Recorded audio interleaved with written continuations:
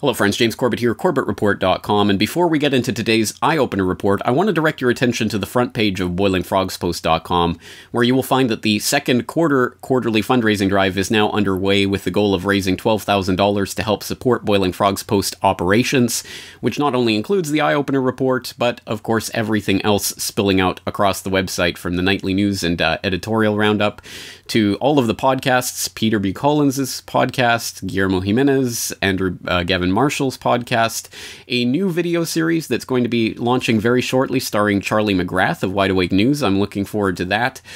Apparently a new podcast that Sibel Edmonds is working on, as well as the book that she's working on for release later this year, The Lone Gladio, which should be very interesting. All of this work supported by your support, and specifically your funds in the last quarterly fundraising drive helped to keep the eye-opener report completely free and open to the public. And just to remind you of the reports that we put out in the past quarter, we had Genetic Fallacy, Monsanto's Silencing Scientific Dissent, Who Decides Who's Crazy, talking about Big Pharma and the Psychological Bible, DSM-5.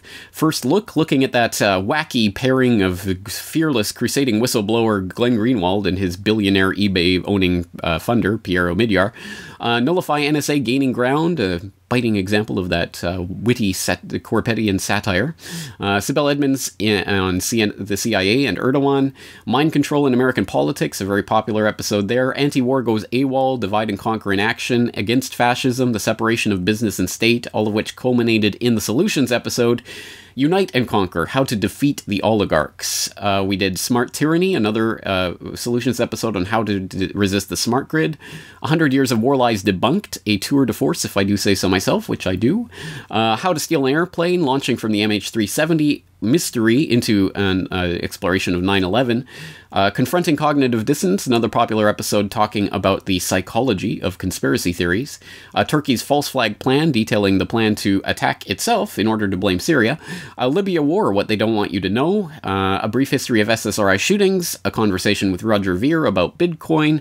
And China's War on Terror, about NATO Gladio interference in Central Asia. And just to summarize, that is 4 hours of video content that has been provided to you completely free and open to the public, 100%, as a result of your support. So once again, this media is made possible by you guys out there, and I do appreciate your support. To BoilingFrogsPost.com and of course to CorbettReport.com. And just to be clear, those are two separate entities, never the twain shall meet. Boiling Frogs Post support is very much appreciated, as is support to CorbettReport.com. And on that note, we're going to leave it there, but I'm very much looking forward to your support once again in this endeavor for the Q2 2014 BoilingFrogsPost.com fundraising drive. So let's get straight into today's eye-opener report.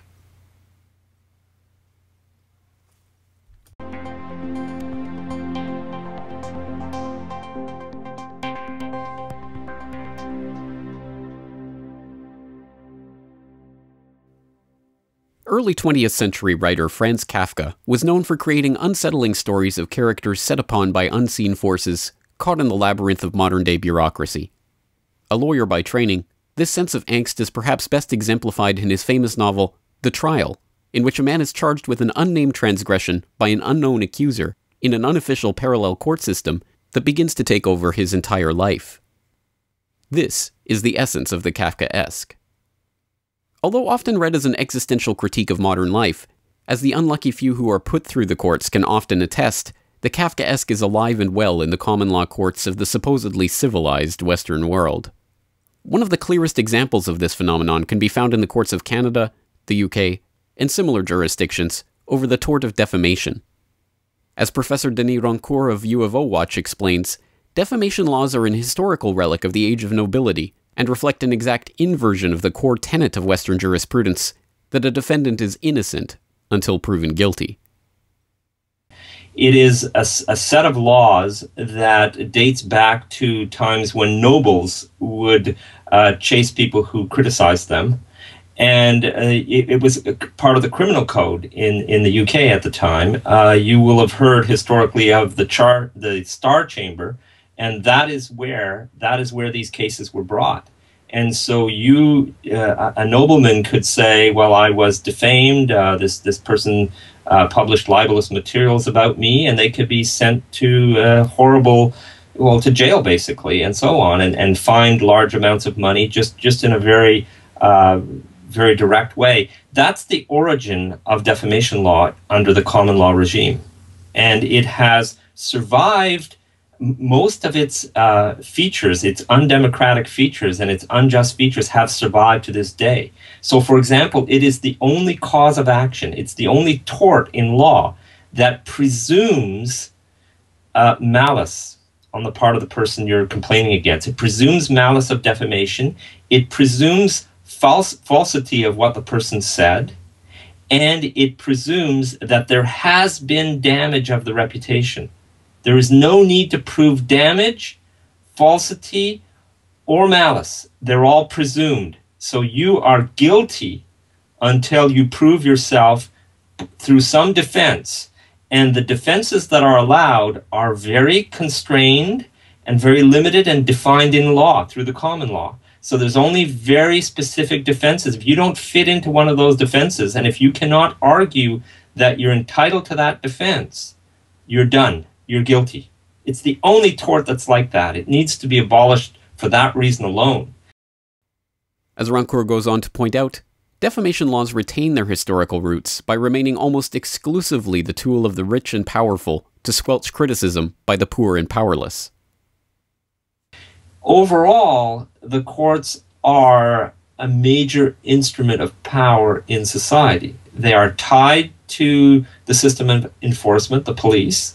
They're tied to normalizing behavior at all levels, from children and families all the way up to small businesses and so on.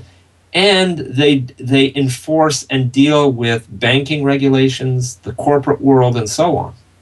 So it's all of that. It's a major system. And defamation law is always a tool that anyone in any of these circumstances can try to use.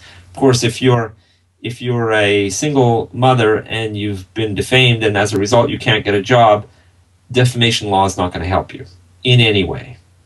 You know, the cases where it could help people because of an asymmetry of power, for example, a boss spreads a rumor that a former employee is not reliable, well, you're not going to be hired in that town anymore. That is slander, and that is vicious, and that has huge repercussions.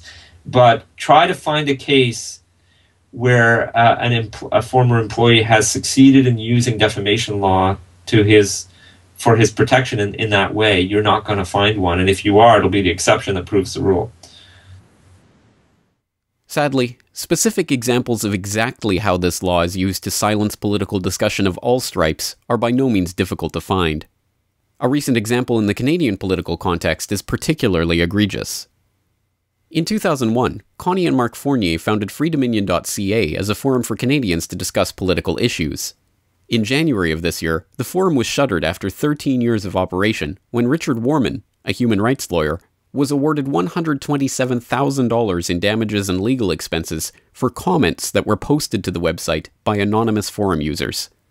Despite having deleted the comments from the website in 2009, the Ontario Superior Court ruled in Warman's favour, barring Free Dominion from ever repeating any of the defamatory comments in any manner whatsoever, and effectively censoring the website from the face of the internet. We found when we got into court that to try to defend ourselves using the fair comment defense for comments made by other people was impossible, because you have to be able to point to the facts that were relied on and show that true facts were the basis for the comments, and you have to be able to prove that there was no malice in the making of the comments. And obviously when you're talking about the words of another person, you can't do that. We weren't allowed to even say, well, obviously this person was talking about this particular fact that had come up earlier in the thread, because that was just, it wasn't something that was within our knowledge. So as far as fair comment went, it was out the window when it came to those comments made by other people.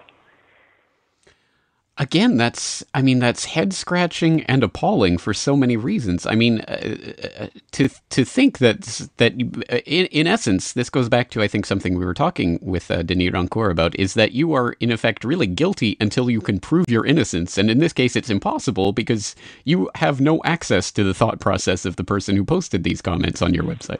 Exactly. And it really applies to the injunction as well.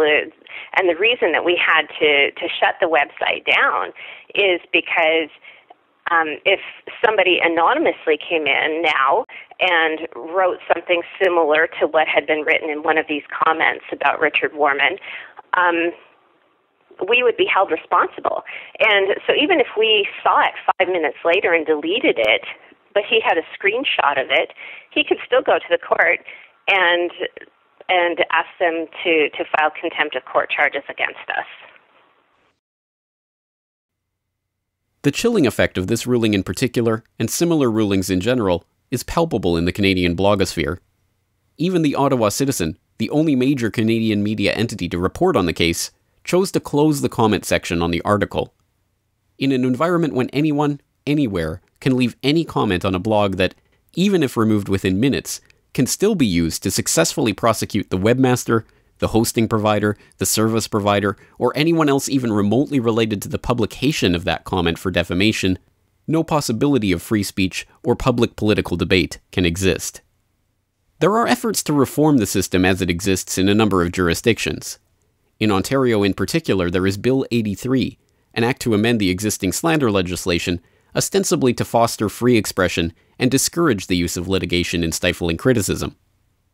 As the Ontario Civil Liberties Association points out in a position paper on the bill, however, Bill 83 would not address the root issue, leaving the dismissal of defamation lawsuits to the judge's personal opinion of whether the case has public interest, and thus further perpetuating the fundamental problem of power disparities and the arbitrary nature of defamation itself. As the OCLA concludes, no real progress will be made on the subject unless the current interest in Bill 83 is instead used to conduct a thorough public examination of defamation law, its pernicious impact on freedom of expression, and its deleterious impact on our society. Until such an examination takes place, the sad fact is that the court system will remain a tool of oppression for the powerful against the powerless, the likes of which not even Kafka could have imagined. This video is brought to you by the subscribers of BoilingFrogsPost.com. For more information on this and other topics, please go to BoilingFrogsPost.com. For more information and commentary from James Corbett, please go to CorbettReport.com.